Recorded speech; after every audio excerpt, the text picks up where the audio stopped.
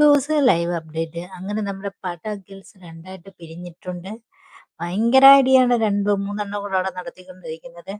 കാരണം രാവിലെ നല്ല ഉച്ചഭക്ഷണം വിളമ്പുന്നതിനെ സംബന്ധിച്ച് ഭയങ്കരമായ വഴക്ക് നടക്കുന്നുണ്ട്.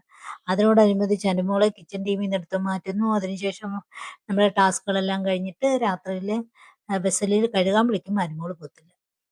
അനുമോള് കഴിഞ്ഞ പ്രാവശ്യം എങ്ങനാണോ പെരുമാറിയത് ഇത്തവണയും കഴിഞ്ഞ ആഴ്ചയിലത്തെ പോലെ തന്നെ ഈ ആഴ്ചയിലും ബസ്സിലിൽ കയറുകയില്ല, ബസ്സിലൊന്നും ചെയ്യത്തില്ലെന്ന് പറഞ്ഞാണ് അനുമോള് മാറി നിൽക്കുന്നത്. പിന്നെ അനുമോളെ ചെന്ന് വിളിക്കാനായിട്ട് ആതിരയും നൂറെ ചെല്ലുന്നു. പിന്നെ അവിടെ ബഹളം നടക്കുന്നു. പരസ്പരം അങ്ങോട്ടും ഇങ്ങോട്ടും. പിന്നെ അനുമോള് പറയുന്നുണ്ട്, എന്തിനാണ് എൻ്റെ പിന്നാലെ വരുന്നതെന്നും ഫാൻ ഫേസ് കണ്ടാണ് നിങ്ങൾ വരുന്നതെന്നും പറയുന്നുണ്ട്. പിന്നെ ഫൈനൽ ഫൈവിൽ വന്നതിന്റെ അഹങ്കാരമാണ് നൂറയ്ക്കെന്ന് അനുമോള് പറയുന്നു. പിന്നെ തിരിച്ച് ഇവര് അങ്ങോട്ടും പറയുന്നുണ്ട്. കാരണം അനുമോൾ എന്തൊക്കെ കാര്യങ്ങൾ ഇവരോട് പറഞ്ഞിട്ടുണ്ടോ അതെല്ലാം ഇവരും എടുത്തിട്ട് വിളമ്പുന്നുണ്ട്.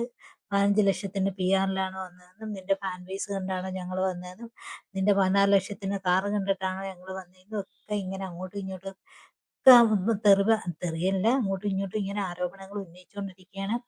പിന്നെ വീട്ടിലുള്ള മറ്റുള്ളവരും ഉണ്ട്. നമ്മുടെ കഴിഞ്ഞ ആഴ്ചയിൽ അനുമോൾ ഇത്രയൊക്കെ കാണിച്ചതിന്റെ പ്രതിഷേധം എന്ന നിലയിൽ നമ്മുടെ അക്ബർ ഇവിടെ വരുന്നുണ്ട്. ഞങ്ങളോട് ചോദ്യം ചെയ്തില്ലേ, ഞങ്ങളോട് നീ അന്ന് കഴിഞ്ഞ ആഴ്ച ലാലേട്ടന് മുമ്പിൽ എന്തൊക്കെയാണ് കാണിച്ചു കൂട്ടിയെന്നും. പിന്നെ നിവിന് പിന്നെ കഴിഞ്ഞ ആഴ്ചയിൽ കാണിച്ചതിന് എതിരായിട്ട് ഇത്തവണ അനുമോള് മാറിയതിനുള്ള ഒരു സന്തോഷവും ഉണ്ട് കേട്ടോ.